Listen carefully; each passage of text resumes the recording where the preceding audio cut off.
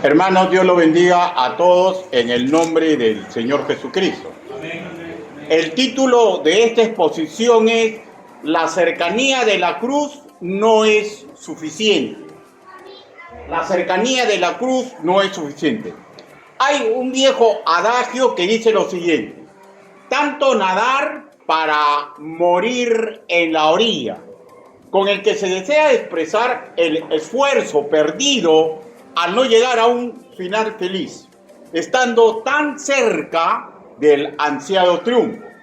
Y comparto este pensamiento con respecto de la humanidad, pues penosamente en muchas personas este razonamiento va a ser tétrico con respecto a la salvación del alma. Pregunto, ¿de qué valdría que usted sepa que Jesús murió a mano de los romanos? ¿De qué valdría que supiera que los judíos lo entregaron, que Judas Iscariote recibió 30 monedas de plata por traicionar a Jesús? ¿De qué vale la información que recibió desde su niñez si no da el paso que puede salvar su alma de la muerte espiritual, de las garras del infierno, del lago del fuego? Una pregunta muy personal. ¿Comprende usted a cabalidad en qué consiste la muerte vicaria de Jesús en la cruz del Calvario? Si no es así, denos una oportunidad. Al final de este culto, permítanos conversar sobre ese tema. La información es muy importante. Ya eso solamente depende de usted. Nosotros tenemos todo el tiempo del mundo, depende de usted. Hoy vamos a ver lo que aconteció con personas que estuvieron presentes en el Gólgota durante la muerte de Jesús, cuya cercanía a dicha cruz no fue suficiente para salvar su alma, en espera que se asimile que esta podría ser su realidad si deja escapar su propia oportunidad. Vayamos a la lectura de Lucas, capítulo 23, versículo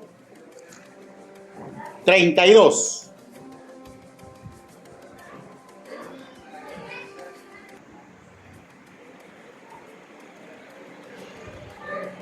La palabra del Señor dice así. Sentados nomás, por favor. Lucas, capítulo 26, versículo 32. Llevaba también con él a otros dos que eran malhechores para ser muertos.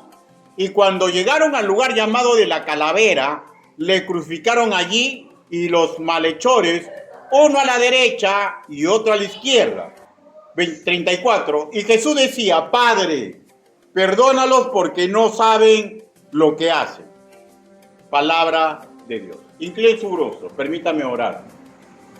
Bendito Padre Celestial, Señor, yo comprendo a cabalidad y espero que los que escuchen este mensaje también lo comprendan, que no existe ser humano digno de predicar ni enseñar su evangelio. Padre mío, pero hoy me está dando la oportunidad. Hable, Señor Yahvé. Utilice el trabajo que he preparado para que las personas que escuchan comprendan, Señor, que es una oportunidad. Ayúdenos, Padre. Así le pedimos, así le suplicamos, en el nombre del Señor Jesucristo. Amén. Hermanos, en esta parte del Evangelio que relata nuestro hermano Lucas, se relata la actitud de la soldadesca romana, las palabras de Jesús y de dos salteadores que lo acompañaron en el Gólgota para ser ajusticiados. Lo que no da pie a recordar lo que sucedió durante su suplicio y crucifixión. Pero antes, permítame leerles algunas profecías. Hermanos, una profecía tiene que ser sumamente valorada por nuestro intelecto, ¿ya? Porque no existe ser humano que te pueda decir lo que va a suceder de acá a media hora. Pero estas profecías que usted va a leer, escúcheme, por favor, ¿ya? Es en una ventana histórica de 700 y 1000 años antes que sucediera la trama de la cruz. Ahora sí, escuchen, por favor. Salmos capítulo 22, versículo 16. Búsquelo. Salmos capítulo 22. Sin perder, por favor, Lucas, ¿ya? Salmos.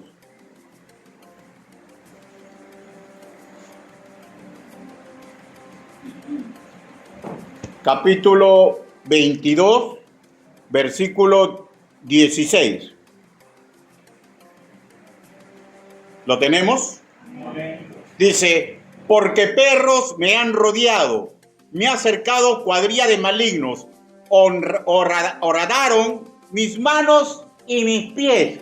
O sea, esta es una profecía de la moral, al decir, de la moral de aquellos hermanos míos que propiciaron su crucifixión, ¿ya? Ahora, y todos sabemos, ¿no?, que el Señor Jesús le fueron horadados las manos y los pies. Sobre la forma en que lo maltratarían, y le vuelvo a repetir, la ventana es de 1000 años antes, ¿ya? Ahora, una de 700. Sobre la forma en que lo maltratarían y su digna reacción, permítame que les lea lo que dice Isaías capítulo 50, versículo 6. Dice, di mi cuerpo a los heridores y mis mejillas a los que me mesaban la barba. No escondí mi rostro de injurias y de esputos. Ya, y todo esto sucedió. Ahora busque Salmos capítulo 22, versículo 18. Dice, otra vez, 1000 años antes, aproximadamente. Repartieron entre sí mis vestidos y sobre mi ropa echaron suerte. Relata sobre la actitud vil y canallesca de los soldados romanos al jugarse su ropa delante de todos los presentes. Salmos capítulo 22, versículo 1 en su primera parte. Dios mío, ¿por qué me has abandonado? Las palabras casi finales de Jesús en la cruz, escritas, vuelvo a repetir, todo esto en una ventana de 1000 años antes de la era cristiana. Y se cumplieron muchísimas más profecías, muchísimos años antes que ocurra la crucifixión, que nos indica, escúchenme por favor, lo importantísimo, lo sobrenatural del hecho. ¿Por qué es sumamente importante? Porque la humanidad, si no cree esto desde el punto de vista espiritual, va a ir al infierno. ¿Por qué es sobrenatural? Porque Dios permite que estas cosas sean relatadas en la Biblia, porque está sumamente interesado que no haya quien se pierda. Pero el amor, hermanos míos, amigos invitados, es un canal de 2 vías. Yo no voy a obligar a nadie que lo ame.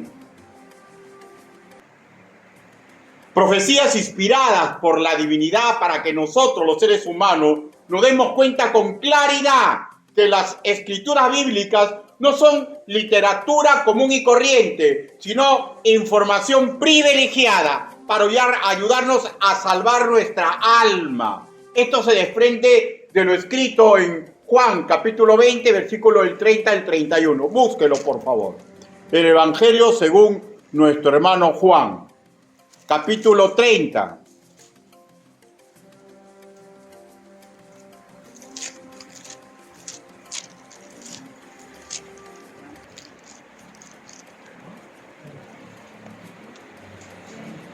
Nuestro hermano Juan, capítulo 20, versículo del 30 al 31.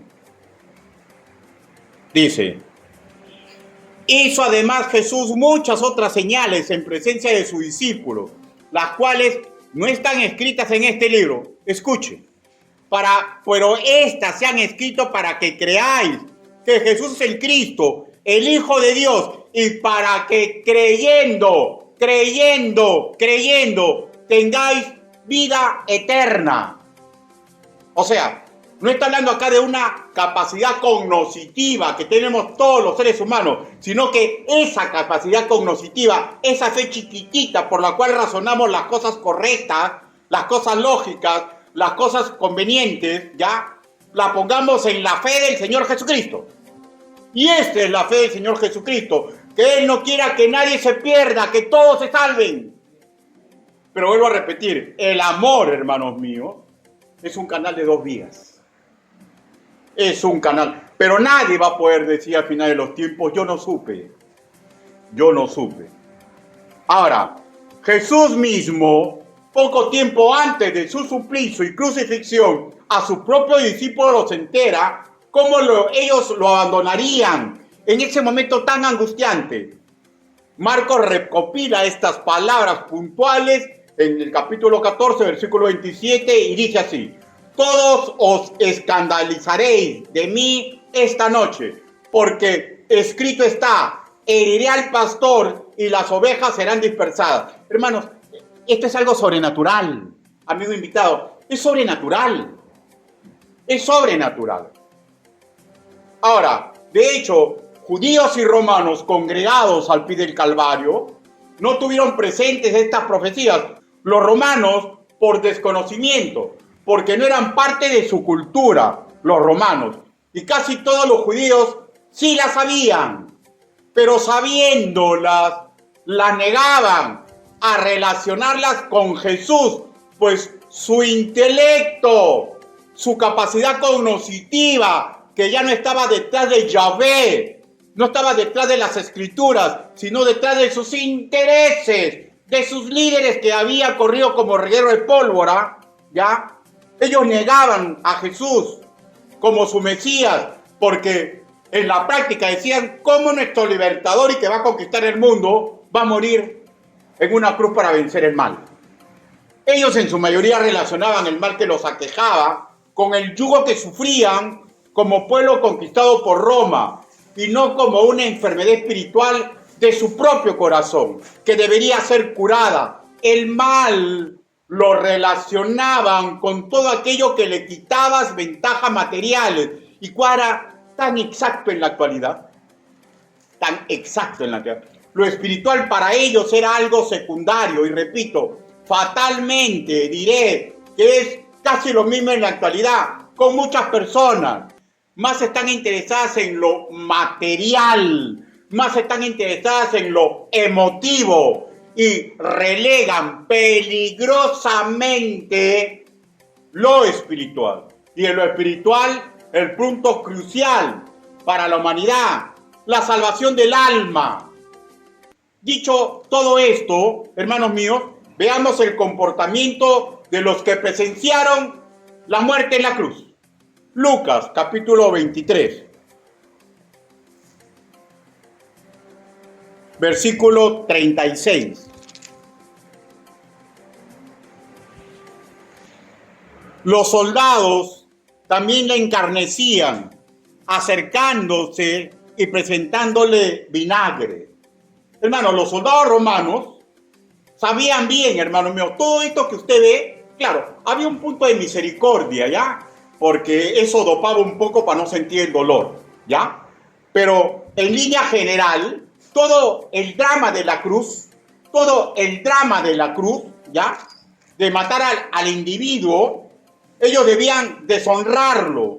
La crucifixión simbolizaba la pérdida de cualquier estatus social, o sea, la sociedad que veía crucificado significaba que había cometido delitos aberrantes, ¿ya? O sea, era parte de un proceso como una arma de impacto psicológico para amedrentar, crear miedo a cualquier potente transgresor de la paz romana, ¿ya? Eso era una crucifixión. Podría decirse fríamente que su salvajismo, y de eso, esa pequeña misericordia de dejar dopar a los que están sometidos a este salvajismo, ¿ya? Pero ese salvajismo era simplemente el cumplimiento de su deber. Pero tengámoslo por seguro, el comportamiento de estos soldados con Jesús no solamente fue por su cosmovisión de soldadesca.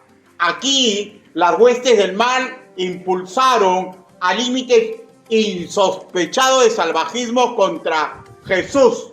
Estudios médicos, o sea, estudios médicos no del cuerpo de Jesús, sino una aproximación de lo que le pasó, ya sugieren de que es improbable que un ser humano que haya sufrido este tipo de vejación pueda llegar al tiempo del lapso que llegó el Señor Jesús.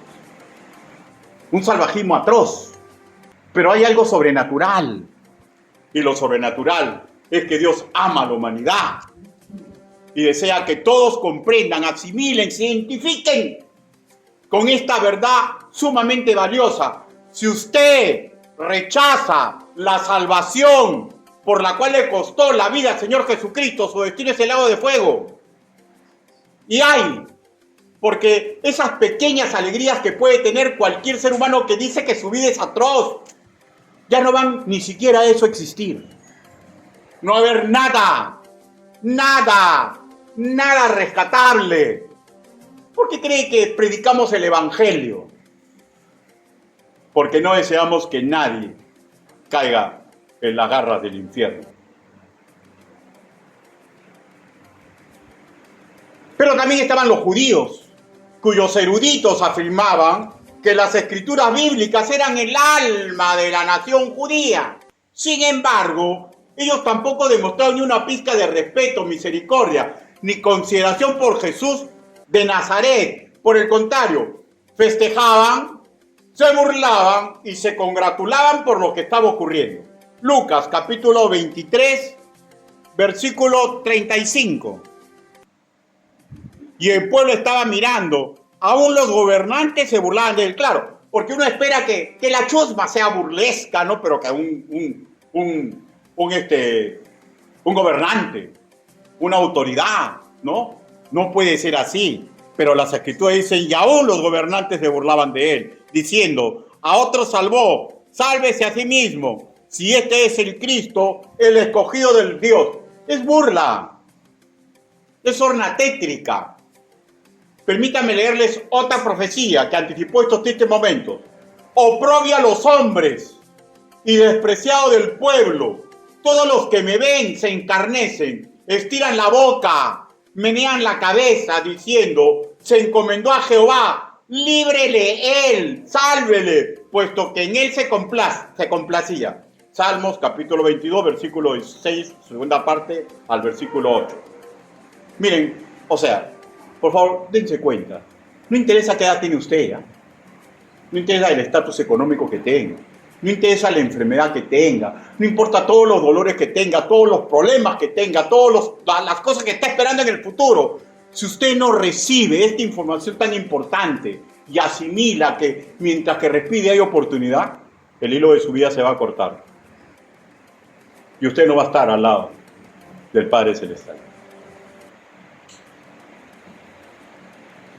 Busque Isaías capítulo 53, versículo 7, pero por favor sin perder el Evangelio. Isaías.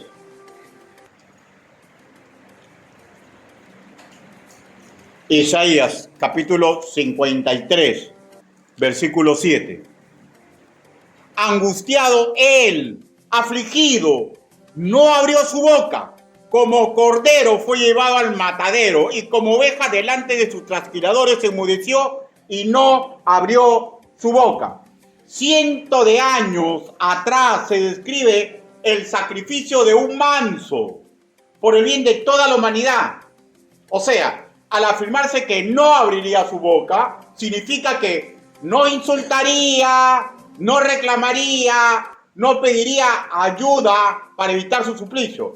Pero no significa que se mantendría callado, porque en medio de las injusticias dolorosas y vejatorias a las que fue sometido, el evangelista Lucas registra unas palabras puntuales de cómo palpita el corazón de Dios por cada ser humano. Lucas capítulo 23. Lucas capítulo 23, versículo 34. Y Jesús decía, Padre, perdónalos, porque no saben lo que hacen. Estas palabras son maravillosas. Estas palabras me hacen ver a mí la inmensa misericordia por la cual Cristo salvó mi alma. La inmensa misericordia que Él tiene por Toda la raza humana que hace y deshace sin interesarle lo que él es, lo que él hace, lo que él hizo, lo que él puede hacer. Pero ese grito, que no fue un grito, fue unas palabras de un hombre que se moría, pero a su vez Dios, que desnudó el corazón del Altísimo por la humanidad. Padre, perdónalo. Yo me acogí a ese perdón. Yo espero que usted no salga de esta sala sin acogerse a ese perdón. Yo espero en el amor del Señor Jesucristo que su mente sea golpeada de tal forma que comience a considerar que ya es tiempo de que acepte a Cristo como su Señor y Salvador. O sea, no significó que no abriría la boca, significó que no habría motín, ni pediría venganza. Asimismo, Pilatos, siguiendo la costumbre romana, mandó colocar el titulus, ¿ya? Que era el resumen de la acusación contra un ajusticiado. Mandó escribir usando letras griegas, latinas y hebreas: este es el rey de los judíos. Y esto inútilmente intentaron oponerse los sacerdotes del Sanedrín. Como no pudieron, en medio de la crucifixión, hacer esto a modo de burla, exteriorizaron su odio y desprecio a Jesús de Nazaret. Repetían a viva voz. ¿Qué es lo que repetían? Mateo capítulo 27. Mateo capítulo 27.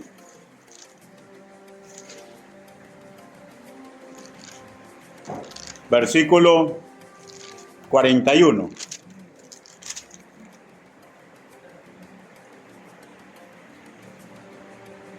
De esta manera, también los principales sacerdotes, encarneciéndole con los escribas y los fariseos y los ancianos, no pudieron invitarlo. Entonces se burlaban. A otros salvó, y a sí mismo no se puede salvar. Si es el rey de Israel, desciende ahora de la cruz y creeremos en él. Visto ya los sentimientos y las acciones de todo el conglomerado de seres humanos que representan a toda la humanidad, que estuvieron en la crucifixión, centrémonos ahora en dos personajes que físicamente se encontraron más cerca de la cruz de Cristo que cualquier ser humano. Mateo capítulo 27, versículo 44. Dice, de estas dos personas, no personajes, porque sabe que un personaje es alguien ficticio, ¿ya? Mateo capítulo 24, versículo 44. Lo mismo le injuriaban también los ladrones que estaban crucificados con él. Ahora, notemos que ambos lo insultaban. Habla de la condición pecaminosa en que ambos delincuentes se encontraban, ¿no? Ahora regresemos al capítulo 23 del Evangelio de Lucas. Capítulo 23 del Evangelio de Lucas. ¿Lo tenemos? Amén. Y revisemos el versículo 39. O sea, de hecho pasa un tiempo y algo comienza a suceder. Mire, y uno de los dos que lo injuriaban, y uno de los malhechores que estaba colgado le injuriaba, diciendo: si tú eres el Cristo, sálvate a ti mismo y a nosotros. ¿Ya? O sea, repetía el insulto general que estaba escuchando. Era un hombre, hermanos míos, que estaba atrapado, a punto de morir, y seguía la maldad y negrura en su corazón fluyendo. Se burlaba de Jesucristo. No se piense, por favor, bajo ninguna circunstancia, que desconocía quién era Jesús de Nazaret. Puede ser que no haya tenido asociación directa, ¿no? Un intercambio de palabras con él, puede ser, pero voy a dar un ejemplo, ¿ya? Que habla de la imposibilidad de que no lo conociera. Permíteme una pequeña aplicación lógica nomás, ¿ya? Israel tiene actualmente, bueno, con dimes y diretes, ¿no? 22.700 kilómetros cuadrados, siendo ese territorio menor al de Lima y casi igual al del departamento de Ica. Una pregunta: si en Ica no hubiera internet, televisor, radio, celulares, correo, ningún medio de comunicación actual. Y por 3 años una persona haría solamente la mitad de milagros del Señor Jesús. Miren, los milagros que hizo el Señor Jesús es casi el doble, el triple de lo que hicieron todos los profetas y los hombres que están en la Biblia, ¿ya? Durante miles y miles de años.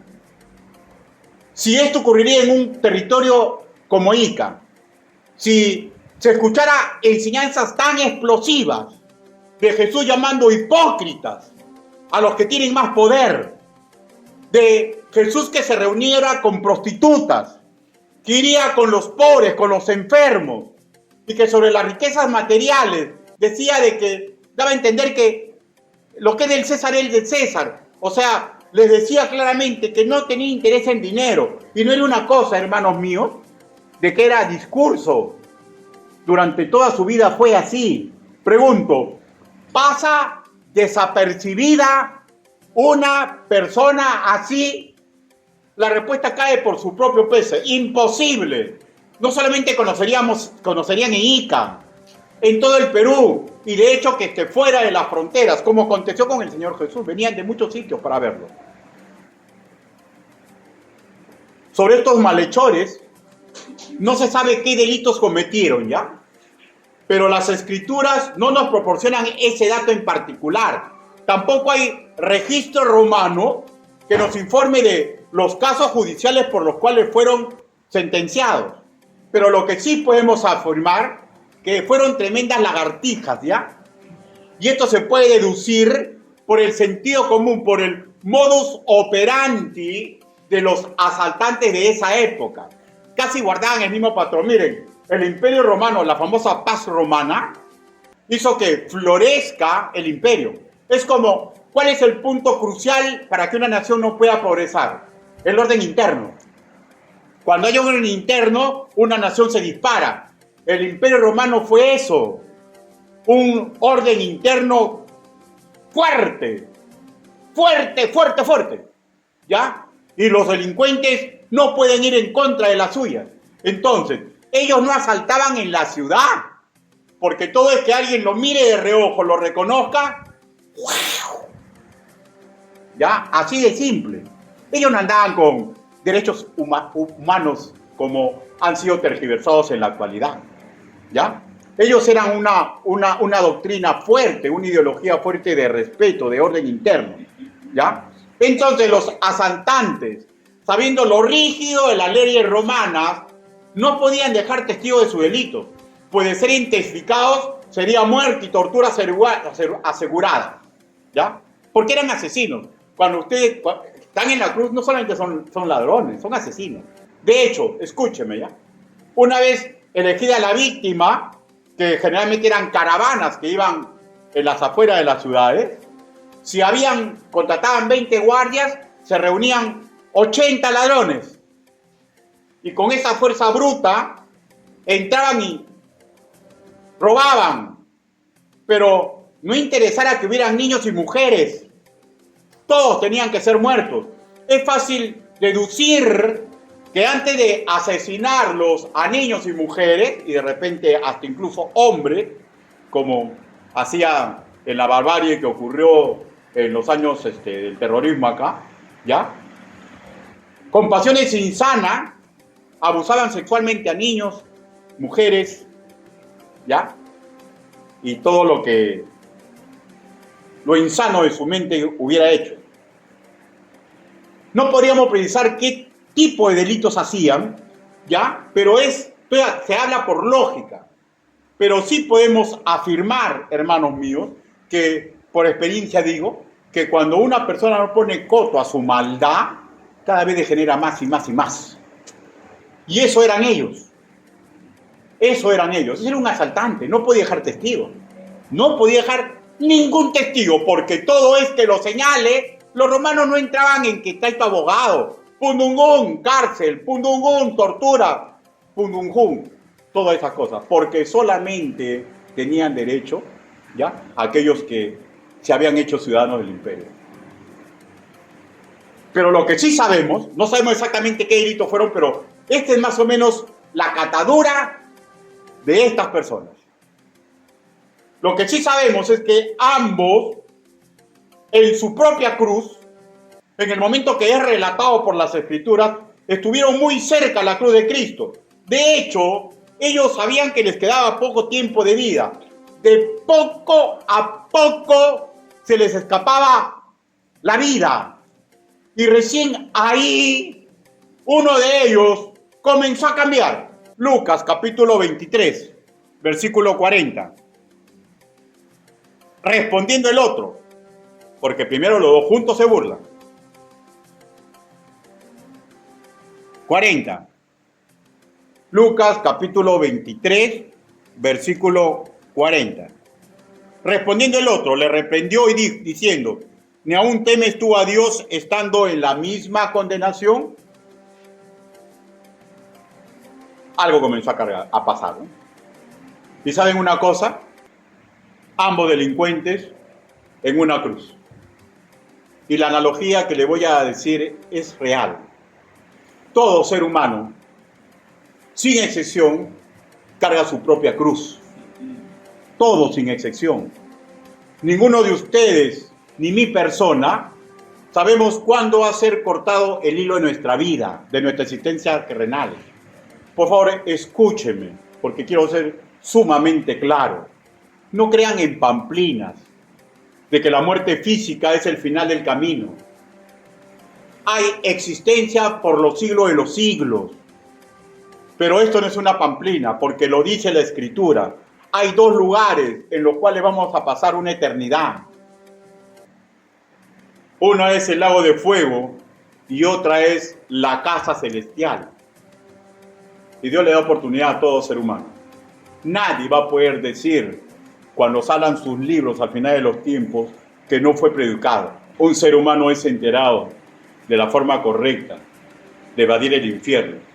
Y que no solamente es que sea tu Salvador, sino automáticamente tu Señor, ocurre algo sobrenatural que yo no comprendía. Yo decía, ¿cómo voy a obedecer? Y me acuerdo que el expositor, la persona que me evangelizó, me dijo, tú no te preocupes, tú dilo de corazón, con pleno convencimiento, y vas a ver cómo Él, en una forma sobrenatural, te va a enseñar a obedecer. Y lo acepté. Y yo dudaba que me iba a hacer obedecer. Pero Él tiene sus métodos. Él tiene sus métodos. El primer método es sobrenatural. Deposita su amor en nosotros. Y comienza nuestra vida a cambiar. Pero regresemos a ese momento crucial. Ambos físicamente muy cerca de la cruz de Cristo. Pero por sus palabras podemos deducir lo que pasaba en su interior. Uno no quiso aceptar esa realidad. El otro, su contraparte, comenzó a ver a Jesús como el Salvador, como el Señor, que podía evitar su camino seguro a la perdición por sus obras. Con respecto de este segundo delincuente, no sabemos exactamente en qué momento comenzó a cambiar su actitud. ¿Sería el testimonio de la mansedumbre de Jesús en la cruz? ¿Sería que estaba recordando las enseñanzas que había escuchado antes de él? ¿O que había escuchado de otras personas de Jesús de Nazaret? ¿O porque relacionó directamente las profecías que de niño le enseñaron? Exactamente no lo sabemos. Lo que sí sabemos es que su actitud comenzó a cambiar. La verdad, no tengo respuesta exactamente, ¿ya? Pero las Escrituras no nos enteran, y punto. Lo que también sabemos, que la oportunidad fue para ambos. Lo mismo ayer, lo mismo hoy y lo mismo mañana. Escúcheme, por favor, si usted no sabe lo que significa el trabajo vicario del Señor Jesucristo en la cruz. No pierda su oportunidad. Lucas capítulo 23, versículo 41. Nosotros a la verdad justamente padecemos porque recibimos lo que merecieron nuestros hechos, mas ningún mal hizo. Miren, no solamente está reprendiendo a su compinche, al otro delincuente, Se está reconociendo como un vil pecador. Está reconociendo el camino del arrepentimiento. Está reconociendo lo justo, lo que le está pasando y declarando inocente a Jesús de Nazaret. Y surge una pregunta. ¿Qué más pasó luego de que se enteraron los judíos que estuvieron muy cerca de la cruz, fuera de estos dos personajes? ¿Qué más vieron ellos? ¿Qué más se enteraron? Lucas, capítulo 23. Lucas, capítulo 23, versículo del 44 al 46. Dice: entonces Jesús, clamando a gran voz, dijo: Padre, pero del 44, cuando era como la hora sexta, hubo tinieblas sobre toda la tierra hasta la hora novena. Y el sol se oscureció, y el velo del templo se rasgó por la mitad. Entonces Jesús, clamando a gran voz, dijo: Padre, en tus manos encomiendo mi espíritu. Y habiendo dicho esto, expiró. Todos los portentos habido y por haber no amilanaron a los principales los judíos. Les tenía esto sin cuidado. Pues si fuera de otro modo, las escrituras hubieran relatado su arrepentimiento, ni arrepentimiento se entiende. Ahora, de hecho que cuando ellos van al templo, ven rasgado el velo. O sea, era 1 más 1 son 2. Ninguno de ellos puede decir que no tuvieron la oportunidad. Sino que la negrura del corazón, cuando el ser humano va detrás de sus propios proyectos y no plantea lo sumamente importante que es la salvación de su alma, está en serio peligro. Porque nadie sabe en qué momento el hilo de su vida va a ser cortado. Diré que la indiferencia y despreocupación por el destino final del significado del trabajo vicario de Jesús el Cristo es altamente peligroso para el alma humana. Ruego a Dios que esto no sea el caso de ninguno de los que estén presentes, ni de los que a continuación vamos a ver el modelo. Leamos el versículo 48. Y toda la multitud de los que estaban presentes en este espectáculo vieron lo que había acontecido y se volvieron golpeándose el pecho. O sea, ¿no? Qué vívido, ¿no? A la actualidad, ¿no? Un espectáculo, ¿no? La muerte del Señor Jesús. Películas en todos los idiomas, en todos los cines. Han vuelto la muerte del Señor Jesús un espectáculo. Qué bonito, ¿no? Cuando niños, jóvenes, adultos escenifican la obra de la muerte y pasión del Señor Jesucristo, pero solamente lo terminan haciendo un espectáculo. Aplauden, pasan un momento agradable. Muchos, yo recuerdo mi contexto, ya, las semanas antes no digas lisuras, y veía lo más antiguo, nada de trampas esta semana, ya, chupar sí, pero solamente vinito, comer pescadito y no más, ya. O sea, lo han vuelto un espectáculo, lo han vuelto un tiempo en ganar dinero, y no se preocupan de la esencia. Que miren, a muchos no celebremos Semana Santa. Hermanos, no disciernen. Si el mundo le da un lugar a la Semana Santa, démosle nosotros el tiempo de que en esa semana conozcan la verdad. Porque esta información es sumamente importante.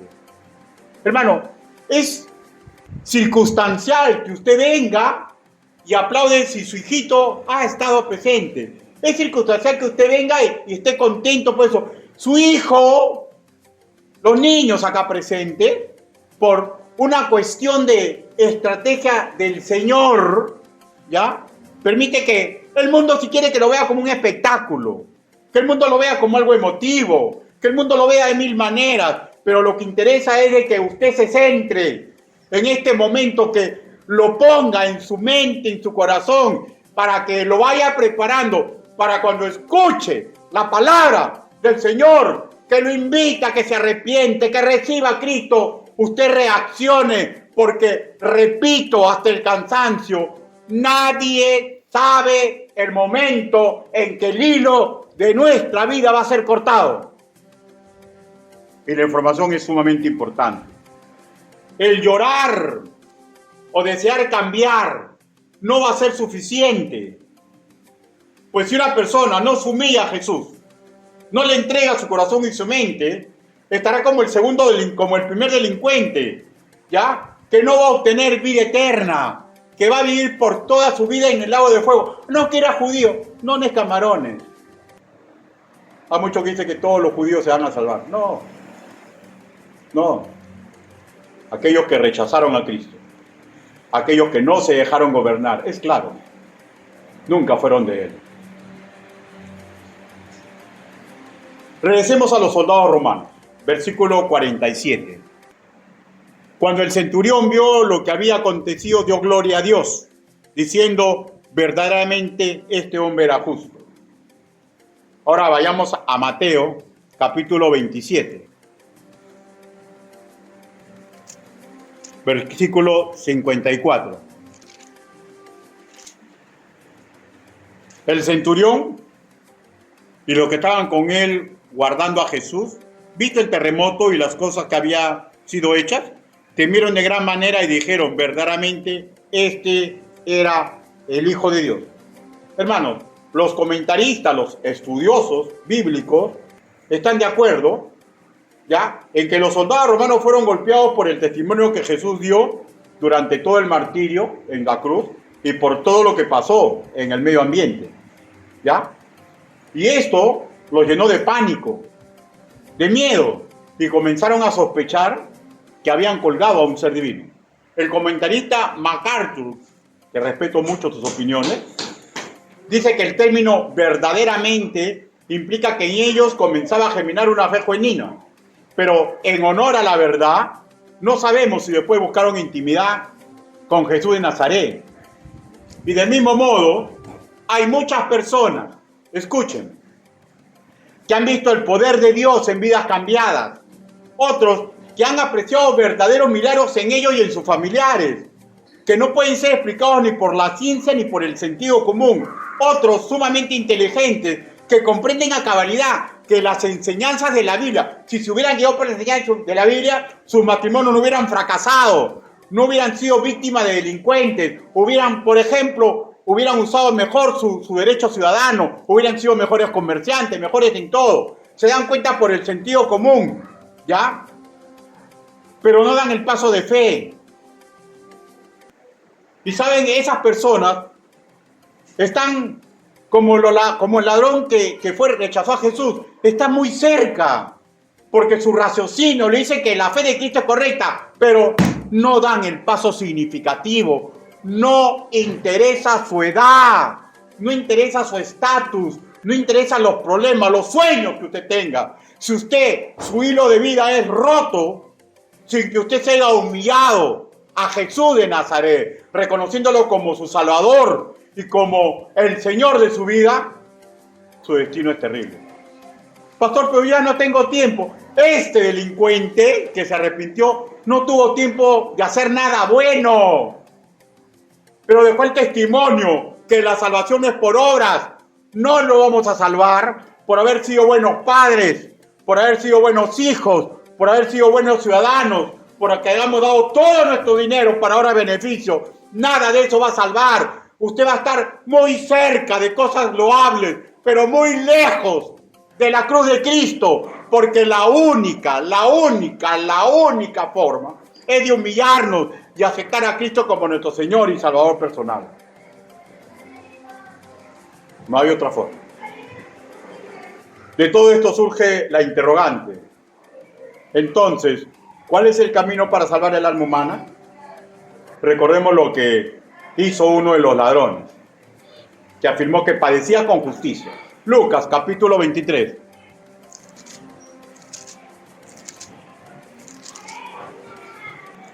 Versículo 41.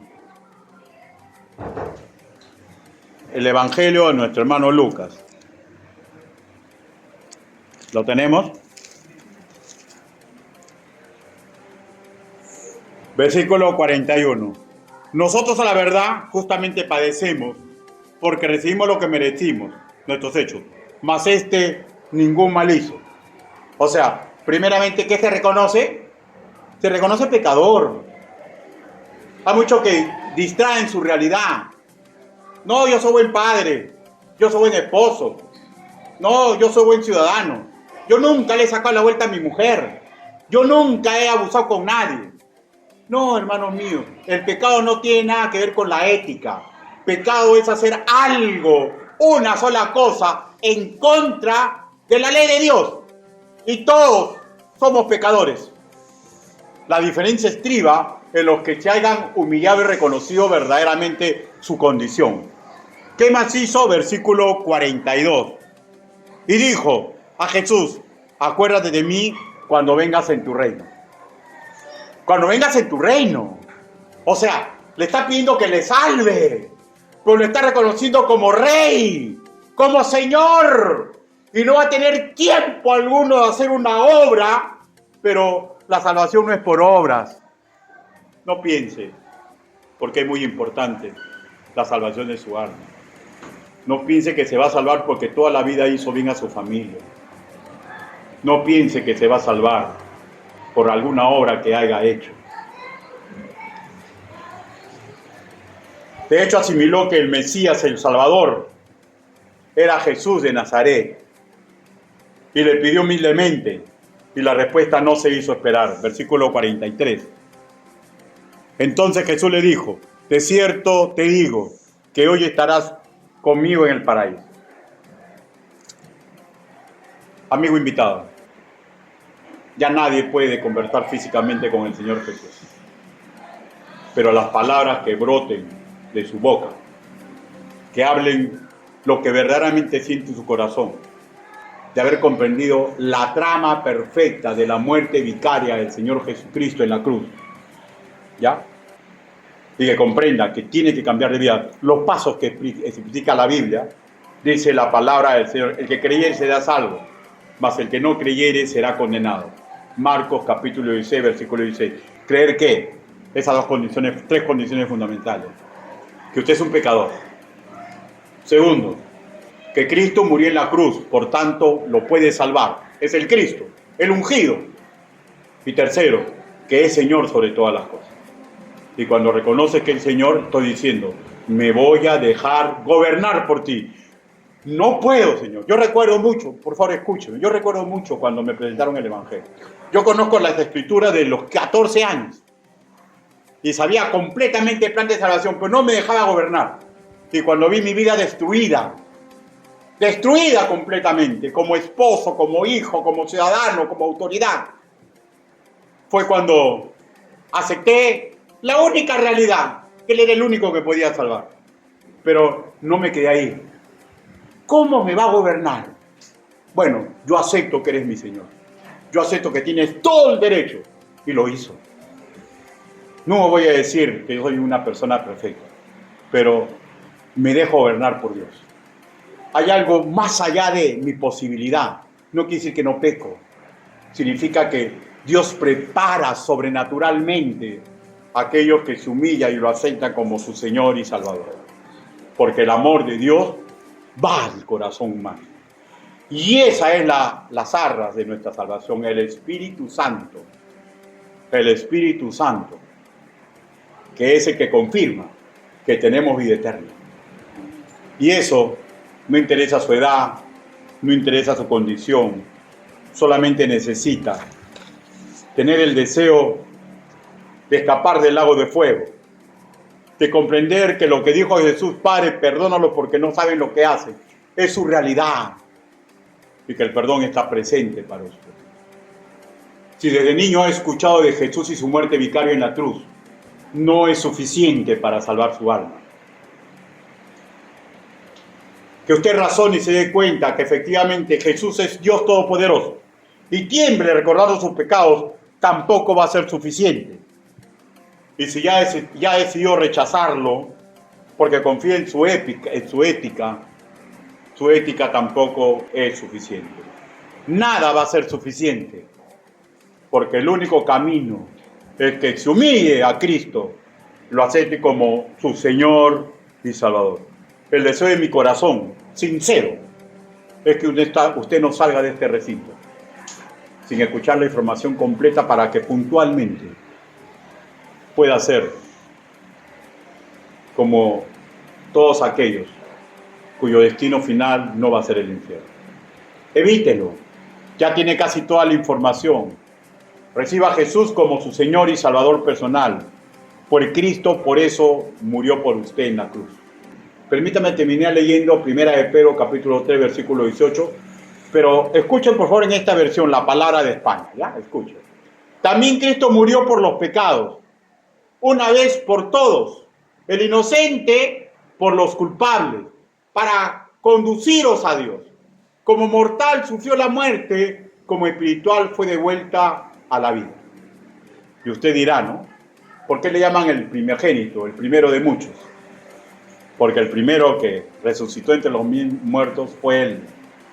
Y nos enseñó que la resurrección no es una pamplina. Porque mi cuerpo, hermanos míos, sin importar el tiempo que pueda estar en tierra o en el accidente, en cualquier sitio que me pase, ¿ya? Va a ser resucitado. Y no por lo que he hecho en este mundo, sino que acepté a Cristo como mi Señor y Salvador. Y ese camino es posible para cualquier ser humano. Inclinen su rostro. Vamos ahora.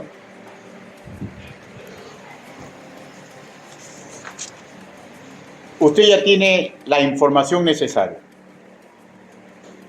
Yo siempre voy a creer en lo sobrenatural de cada prédica. Que puede incluso una persona haberse quedado dormido por momentos, que puede incluso estar distraído, pero creo que Dios permite que escuche la parte que va a hacer la diferencia. Y quiero hacer una pequeña invitación. Todos, por favor, con los ojos sin abrir, porque haga de este momento un momento muy especial. ¿Alguno de ustedes quiere recibir a Cristo como su Señor y Salvador personal?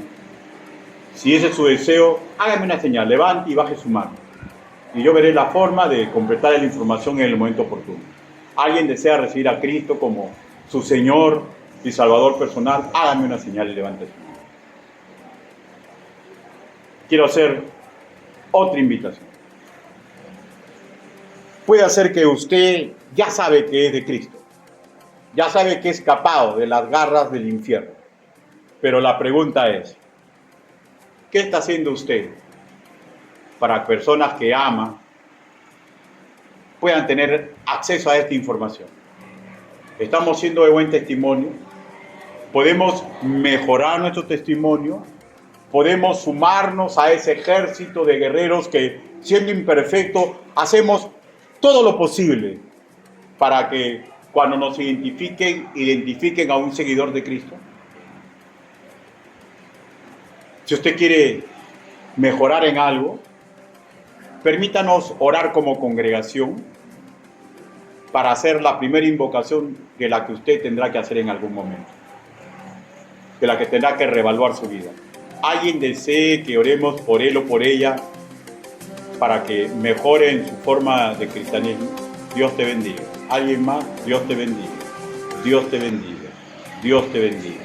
¿Alguien más? Vamos a orar.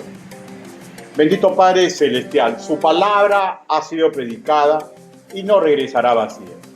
Sabemos, Señor, que esta información será crucial cuando usted separe los vasos de ira de los vasos de gloria. Gracias, Padre Santo, porque esa es nuestra misión, predicar el Evangelio. El resto, todo depende de usted, Señor. Papito lindo, oro por aquellos que han comprendido el mensaje. Señor, usted mediante la persona del Espíritu Santo siga trabajando con ellos. Humildemente le pedimos, Señor, que su misericordia, Señor, siga existiendo para todos ellos.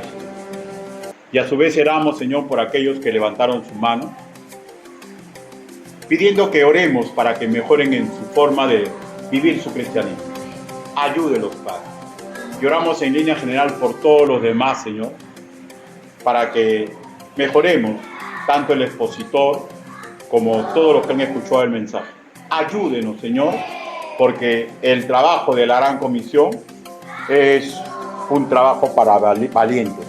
Ayúdenos, Señor, para ser valientes en esta vida. Así le pedimos, así le suplicamos, en el nombre bendito, precioso y poderoso del Señor Jesucristo. Amén.